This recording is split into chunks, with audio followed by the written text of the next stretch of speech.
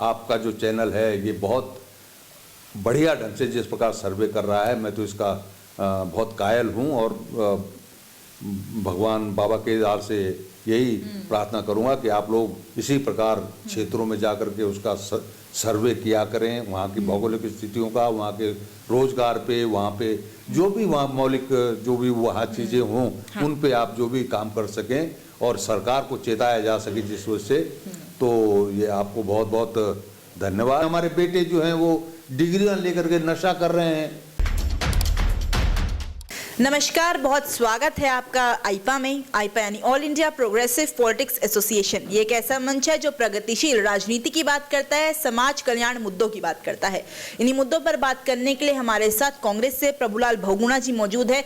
दावेदारी भी प्रभुलाल बहुगुणा जी जो है रायपुर विधानसभा से पेश कर रहे हैं। बहुत स्वागत है सर आपका। नमस्कार सर, सबसे पहला सवाल मेरा ये है कि जिस तरीके से हम देख रहे हैं चुनाव का समय नज़दीक है, इस समय सबसे ज़रूरी है बात करना कि सही तरीका क्या होना चाहिए राजनीति का, किस मुद्दों पर जो है हमें बात करनी चाहिए। क्योंकि हम देखते हैं सर, जहां डेवलपमेंट की बात होनी चाहिए, डेवलपमेंट की बात हट के कहीं ना कहीं धर्म पे बात आनी शुरू हो जाती है। हम देखते हैं ये जो मुद्दे उठते हैं, एक कॉन्ट्रोवर्सी क्रिएट करने की कोशिश जो है समाज में की जाती है।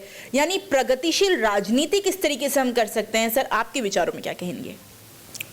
देखिए, हम लोग कांग्रेस पार्टी हमेशा से एक ऐसी पार्टी रही है जिसने हर वर्ग को, हर धर्म को, हर क्षेत्र को समानता के हिसाब से देखा है और उनके लिए काम किया है।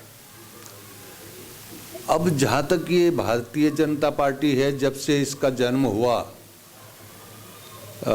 तब से लोग धर्म पे राजनीति की बात करने लगे हैं और कई कारण हैं, और भी कई कारण हैं।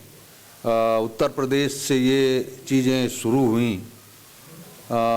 ये मान के चलिए कि जाति पे शुरू हुई, फिर वर्गों पे शुरू हुई, अब ये धर्म पे राजनीति लोग कर रहे हैं और ये हमारे देश के लिए बहुत ही घातक है, भारत की जनता के लिए बहुत घातक है। अगर इसमें हमारी जो सम्मानित जनता है, भारत की जो नागरिक हैं, अगर एक बार इसको जब तक जनता बिल्कुल इनका ख़त्म नहीं करेगी, तब तक हिंदुस्तान हमारा ये जाति, धर्म, क्षेत्र इनमें बढ़ता रहेगा। बिल्कुल सर, क्योंकि हम देखते हैं जिन मुद्दों पर जो है बात होनी चाहिए, चर्चा होनी चाहिए, उन मुद्दों से कहीं ना कहीं हर किसी को भटकाया जाता है। एक सवाल सर, हर किसी के मन में ये है, यूं तो तमाम पार्टियां जो हैं अटकलें करती हैं अगर किसी दल का नाम लिया जाए, नाम ना लिया जाए तो, कि हम लोकतांत्रिक तरीके से जो है काम करेंगे। हमारा भारतवर्ष जो है लोकतांत्रिक देश है, लेकिन लोकतांत्रिक तरीके से जो है तमाम पार्टियां काम करती हुई नजर नहीं आती। इसके बारे में क्या कहना चाहेंगे? देखिए, कांग्रेस का तो हमेशा का इतिहास मैंने पहले भी कहा है, एक कांग्रेस ही ऐसी पार्टी है जिसने कभी किसी भी एक वोट के लिए कभी राजनीति नहीं करी। वो हर, चाहे आप पूर्व में चले जाएं, चाहे पश्चिम में चले जाएं, किसी उसमें चले जाएं, हर जाति में चले जाएं, मुस्लिम में चले जाएं, हिंदू में चले जाएं, हमारे हरिजन दलित भाइयों में चले जाएं, कहीं भी चले जाएं, समानता की दृष्टि से कांग्रेस ने हमेशा से अपने विकास की बुनियाद रखी है और समानता के हिसाब से उसने हर क्षेत्र में काम किया है, हर वर्ग के लिए काम किया, हर जाति के लिए काम किया। तो ये कुछ सालों से, ये 5, 7, 10, 15 सालों से मुझे महसूस हुआ है कि कभी मायावती जी ने जाति के हिसाब से अपना काम किया, फिर मुलायम सिंह जी ने फिर वर्ग के हिसाब से काम किया, और ये भाजपा अब सीधा सीधा धर्म के हिसाब से काम कर रही है। लेकिन ये लोकतांत्रिक देश है भारत हमारा। निश्चित भारत की जनता एक बार पुनः एक बार पूर्व की भांति, जैसे हम 1980 से पहले जैसे हम लोग थे, उसी हिसाब से यहाँ की जनता सोचेगी और कांग्रेस को, चाहे केंद्र हो चाहे राज्य हो, पूर्ण बहुमत से केंद्र में सरकार को लाएगी, तभी हमारा लोकतंत्र बच सकता है। बिल्कुल सर, और इसी रूप में अगर हम विकास की भी बात करते हैं तो विकास उत्तराखंड में कहीं ना कहीं हमें 21 साल का हमारा ये उत्तराखंड हो गया, लेकिन अभी भी अछूता सा नजर आता है। उत्तराखंड का जन्म हुआ था सर पहाड़ी विकास के लिए।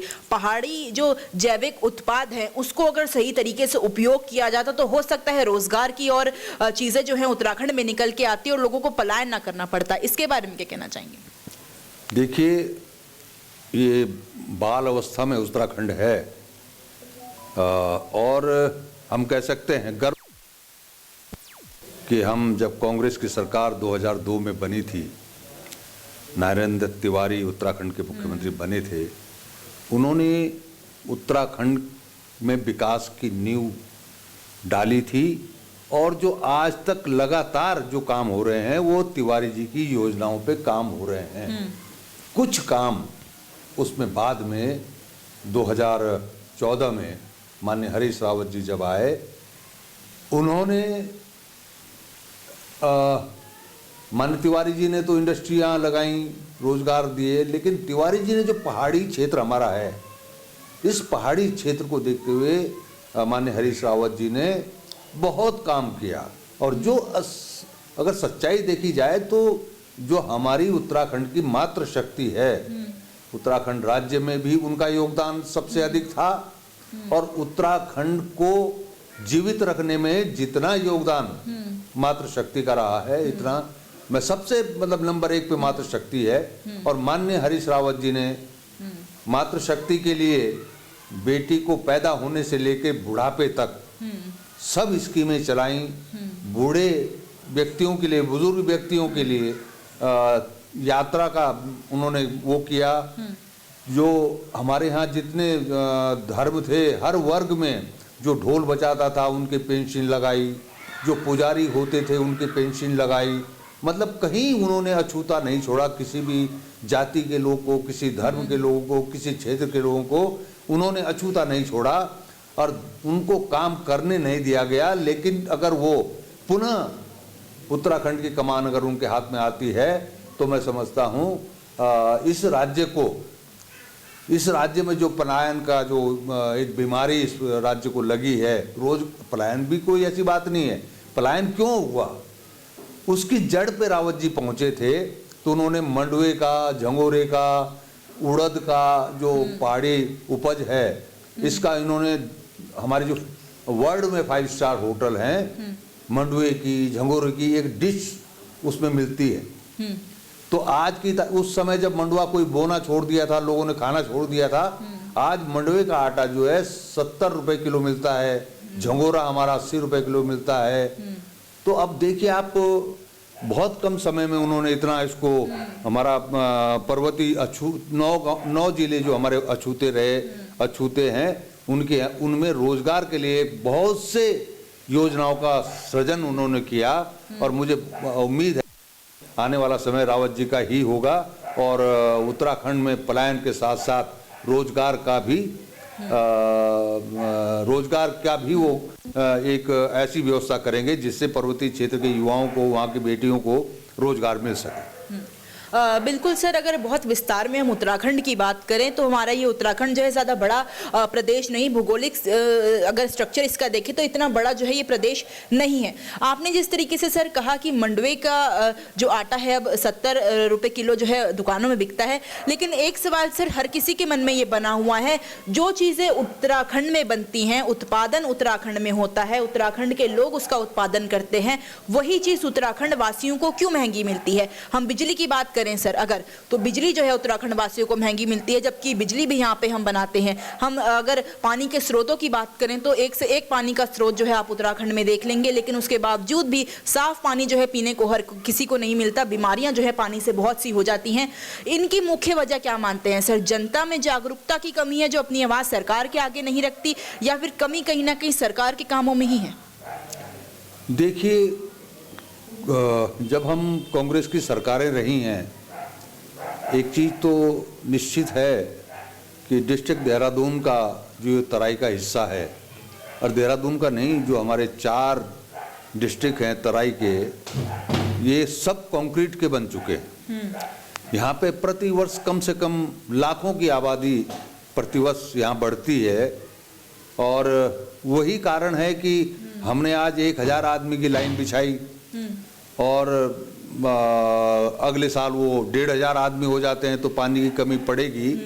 जहाँ तक पानी का दूषित पानी आने का है तो दूषित पानी आने का तो सीधा सीधा इसमें सरकारें दोषी हैं कि इनको पानी के जब ये सप्लाई करते हैं, ये जहाँ जहाँ पानी का टैंक में जाता है या टैंक से निकलता है वहाँ ये इसका फिल्टर, वहाँ पे फिल्टर लगने चाहिए जिससे पानी, शुद्ध पानी गांव को, इस इलाके को मिल सके, हमारी जो आबादी, शहरी आबादी है उनको मिल सके।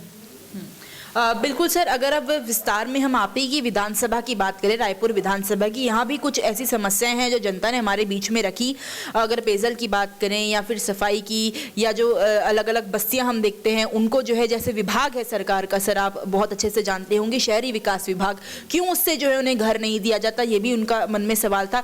अगर आपको जो है जनता चुनती है, मौका देती है, किस तरीके से आपके काम रहेंगे सर?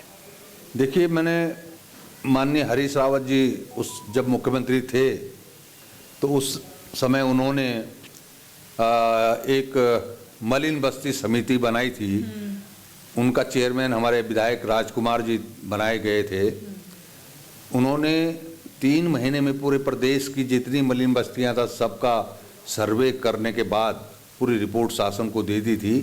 माननीय रावत जी ने सभी बस्तियों का नियमितीकरण करने का आदेश जियो एक जारी कर दिया था और कुछ लोगों को पट्टे दे भी चुके थे, लेकिन सरकार को अस्थिर कुछ विधायकों ने किया और सरकार हमारी गिर गई। उसके बाद समय नहीं मिल पाया, फिर भाजपा की सरकार आ गई। इन्होंने फिर वही एक ब्लैकमेलिंग का काम किया कि ये बस्तियां तोड़ी जाएंगी, नोटिस भेजे। फिर उसमें 1 साल का टाइम दिया, जब हमने विरोध किया फिर उन्होंने 1 साल का और टाइम दिया। तो हमारा कहना ये है कि भाजपा तो केवल जुमलों की पार्टी है। इसने पिछले 5 सालों से 2017 से 22 जनवरी अब लगी हुई है, आप देखिए एक भी काम कहीं नहीं किया। हजारों लाखों की तादाद में हमारे बच्चे बेटियां बेरोजगार घूम रहे हैं, नशे की हालत में वो बच्चे हो चुके हैं फालतू खाली रह करके। तो भाजपा का तो ये निश्चित है, जैसे माननीय हमारे धामी जी हैं, इन्होंने 100 करोड़ के जो अपना प्रचार प्रसार की सामग्री है 100 करोड़ उसमें खर्च किए। अब अगर 100 करोड़ रुपए ये उत्तराखंड के विकास पे लगते तो कैसे ना विकास होता। लेकिन इन्होंने तो अपना चेहरे को जनता को दिखाना था कि अरे धामी जी युवा हैं, धामी जी बहुत वो हैं और फलाना है, फलाना मंत्री ये है, उधर मोदी जी हैं। मतलब आप देखिए हर पेट्रोल पंप पे और हर 500 मीटर की दूरी पे आपको कई ऐसे इनके पोस्टर मिलेंगे कि अरे फ्री इंजेक्शन, अरे फ्री तुमने कहाँ से दिया? आज तक तपेदी बीमारी आई, टीबी बीमारी आई, मलेरिया बीमारी आई, कांग्रेस ने कभी इसका प्रचार प्रसार नहीं किया कि हमने फ्री दिया है। लेकिन भाजपा मतलब एक ऐसे प्रचार, मतलब जहां आप देखिए आज की तारीख में जहाँ 45 रुपए पेट्रोल होता था आज वो 105 रुपए पेट्रोल है। डीजल कहाँ पहुंच गया? गैस का सिलेंडर 1000 रुपए पहुंचने वाला है।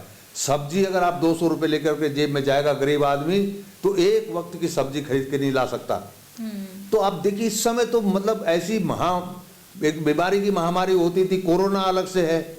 अब ये 5 किलो राशन देते हैं, मोदी जी का उसमें फोटो लगा होता है कि हाँ मैं 5 किलो राशन दे रहा हूँ। कितना छोटी सोच है इन लोगों की। दान जब मान लीजिए किसी को दिया जाता उसे प्रचार प्रसार भी नहीं किया जाता। तो अब आप देखिए, मैं बिल्कुल जनता इस बार पूरा जवाब देगी और उत्तराखंड में कांग्रेस की सरकार आएगी और जनता के जो छूटे हुए काम हैं, जैसे नौकरियों का काम था, बच्चों को रोजगार का, तो रावत जी ने 14,000 पद भरे थे और 28,000 पदों का सृजन किया था। अब वो सरकार गिर गई, फिर वो वैसे रह गए पद। इन्होंने आते सबसे पहले वो मृत घोषित किए वो पद। तो आप देखिए कि इनकी सोच क्या है। हमारी बेटियां डिग्रियां लेकर के बैठी हुई हैं, हमारे बेटे जो हैं वो डिग्रियां लेकर के नशा कर रहे हैं, माँ बाप घर में चिंतित बैठे हुए हैं।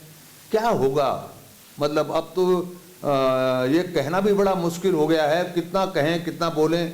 जब हम निकलते हैं कहीं इधर मालदेवता साइड में निकलते हैं या थानो साइड में या बिंदाल पुल के पास जाइए, हर पुल के नीचे आपको शाम के टाइम जो है जत्थे के जत्थे बैठे मिलेंगे और वो नशा कर रहे हैं। पता नहीं क्या क्या नशा है, हमें तो उनकी जानकारी भी नहीं है। तो अब बस अब इसका तो हमारे बाबा केदार और बद्री विशाल ही हमारे उत्तराखंड की रक्षा करेंगे। हम तो यही आस लगाए बैठे हैं। कांग्रेस की सरकार अगर आएगी तो हम पूरा कोशिश करेंगे बच्चों को रोजगार देने का। बिल्कुल सर, बहुत बेहतरीन बात आपने कहीं ना कहीं बातों ही बातों में कही कि उत्तराखंड में जो ये चलन चल गया है फ्री की चीज़ें देने का, फ्री की अटकलें करने का। कभी आम आदमी पार्टी के वरिष्ठ नेता लोग आते हैं और साफ तौर पे कहते हैं बिजली हम मुफ्त देंगे, लेकिन ये नहीं समझते कि उत्तराखंड वासियों को कोई भी चीज़ जो है मुफ्त नहीं चाहिए, उन्हें अपना हक चाहिए जिस चीज़ के लिए उत्तराखंड का जन्म हुआ था। क्योंकि देखिए सर, जिस तरीके से हम योजना आजकल की अगर देखें, घसियारी योजना जो है सरकार द्वारा चलाई जाती है, तमाम योजनाएं गाँव की महिलाओं के लिए चलाई जाती है, लेकिन एक सवाल प्रश्न चिन्ह बनकर एक महिला का ही इस सरकार से है, क्या गांव की महिला, उत्तराखंड की महिला सिर्फ घास काटने के लिए पैदा हुई है या उनका जन्म सिर्फ इसलिए पैदा हुई है वो कि वो गांव में काम करें और गांव में ही अपने जीवन को समाप्त कर दें? जबकि उन्हें अच्छी अच्छी पढ़ाई की, शिक्षा की योजनाएं बनानी चाहिए, उन्हें रोजगार देना चाहिए। एक बड़ा सवाल कहीं ना कहीं सर है। इसी से जुड़ा सर मेरा एक आखिरी प्रश्न आपसे यह है कि आईपा जो है एक मुहिम चलाता है जिसमें हम इन्हीं मुद्दों को कहीं ना कहीं समाज के बीच से निकाल के समाज के अंदर ही रखते हैं और उन जनप्रतिनिधियों को उस बात तक पहुंचाते हैं जिनकी कानों तक जो है जू नहीं रेंगती, जो इस बात को नहीं समझते कि उनको जो है विकास के लिए काम करना पड़ेगा वरना जनता सवाल पूछेगी। इस मुहिम को आप किस तरीके से देखते हैं और इस मुहिम के लिए अगर आपका कोई मार्गदर्शन आईपा को मिल जाए? देखिए, आपने एक प्रश्न पूछा, मैं पहले उसका जवाब दे दूं जी। घसियारी योजना, ये आज से 40-50 साल पहले जब हमारी माताएं, हमारी बहनें पढ़ी लिखी नहीं थीं पहाड़ में, तो उस टाइम पे उन माताओं को, बहनों को घसियारी बोला जाता था उस जमाने में। हाँ। आज की तारीख में चाहे आप जोशीमठ चले जाएं, चाहे आप चंपावत चले जाएं, चाहे बागेश्वर चले जाएं, चाहे पिथौरागढ़ चले जाएं, कहीं कोई गांव ऐसा नहीं है जिन गांव में 50% बच्चियां हमारी, 50 क्या 90% बच्चियां हमारी जो पढ़ी लिखी नहीं है, डिग्री होल्डर नहीं है। आज ये लोग उस पुराने जमाने की घसियारी योजना, एक दरांती देने का काम कर रहे हैं, जिसके हाथ में डिग्रियां हैं। इनको किसी को इंजीनियरिंग किया हुआ है, कोई डॉक्टरेट किया हुआ है, कोई कई प्रकार की डिग्रियां लेके बैठे हुए बच्चे, उनको एक वो दराती देने का काम कर रहे हैं। तो और उसमें बड़े खुश हो रहे हैं कि हमने बड़ा एक घसियारी योजना चला दी। तो अपमान किया इन्होंने मातृशक्ति का, अपमान। मैं तो एक बात को बड़े, जितने मतलब ये बात अगर वहां तक पहुंचे मेरी बात को, ये अपमान किया मातृशक्ति का इन लोगों ने।